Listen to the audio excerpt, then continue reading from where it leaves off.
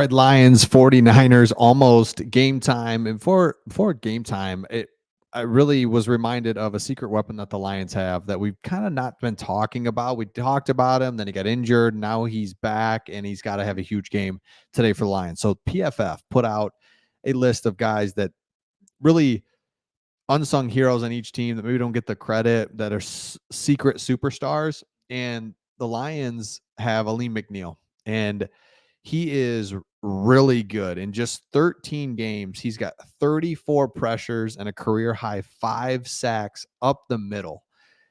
He's been somewhat quiet. We know that Aiden Hutchinson has to come in and really be the guy that gets the sacks and gets the pressures. But up the middle, McNeil is there, and he makes the quarterback move just enough. Baker Mayfield, you saw it a little bit. So he's got to have just a monster game, because this offensive line for the San Francisco 49ers is not this outstanding, dominant offensive line.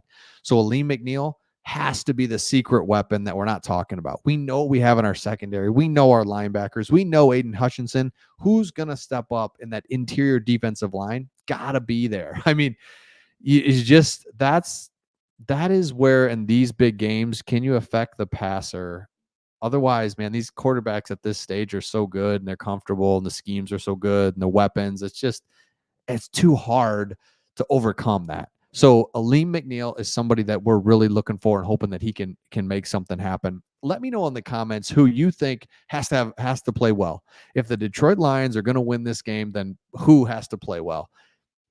Obviously, Jared Goff, Aiden Hutchinson, secondary Cam Sutton for me. Like, come on, dude. He's not terrible. He's been picked on a lot. He's just like, come on, Cam Sutton, just best game of your life. Never know. Let's go. And I think, and we'll get to the predictions here in just a second, as this is the final video we'll have out before the Lions play the Niners tonight. But I think the Lions have to do two things, really. I mean, they have to score touchdowns, right? Can't settle for field goals. Duh. But that's an obvious one, but you got to score touchdowns like they've been doing in the playoffs so far. They have been scoring touchdowns. Can't be a field goal thing. And number two, when the Lions get their opportunity, they're going to get their hands on some balls defensively, or they're going to have an opportunity to catch a long, but whatever that big opportunity is, they have to capitalize. There's not going to be many opportunities, especially for turnovers. So if there's a mistake made or the ball's on the ground, man, the Lions just have to get it. Like they have to win the turnover battle and score touchdowns. And now I'm saying very obvious, generic things here, but win the turnover battle is an absolute, you have to, and you have to score touchdowns. So that's the keys to the game. Again, I gave you this super high level. Fine. Here's my prediction. How I think this is going to go down.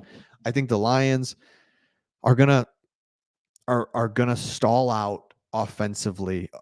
They do almost every game, right? Unless you put up 50, you at some point you stall out. You saw it with the Rams. They started really hot, then cooled off in the second half. Buccaneers started a little cold, really turned it on in the second half.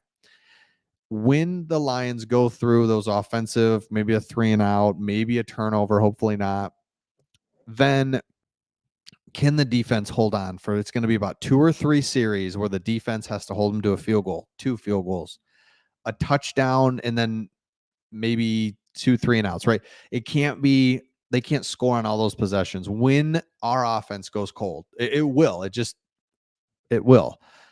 Can the defense hold up during that time and play complementary football? That to me is the part of the game, and the Lions defense has been able to do that. When the Lions offense is hot, fine, right? Like we can score with the best of them, but that Lions defense has to hold up when it really matters. And that's when, for me, it's not at the end of the quarter or the end of the half, it's when it's like, man, we just had our second 3 and out, man. Like defense, gotta have you. Gotta have you. The next thing that I think is really key is our running game has to continue to be there. And I don't see why it wouldn't be. But just keep running the ball. And then lastly, I hope Dan Campbell isn't too aggressive. I want to see that. Here's the area that I just don't hope he's too aggressive. The first points of the game. I don't know if it was Bill Parcells, one of the classic legendary coaches, said the first The hardest points of the game are the first points of the game. Get 3 when we can. So if Niners go up 7-0 and we come down and we're on the 5, and even just get points, settle the game down, stay in the game. The longer we're in this game and we're scoring and maybe Jared Goff gets going a little bit, the more pressure on the Niners versus us. So don't let this game get out of hand. Don't be overly aggressive too soon. So let me know your thoughts in the comments. Prediction. I think this is going to be, right down to it. I see a lot of different scenarios, but I think this is going to be right down to it. Let me know your prediction. I think the Lions win this one 24-20. And come on, let's go to the Super Bowl. Are you kidding me? Let's go.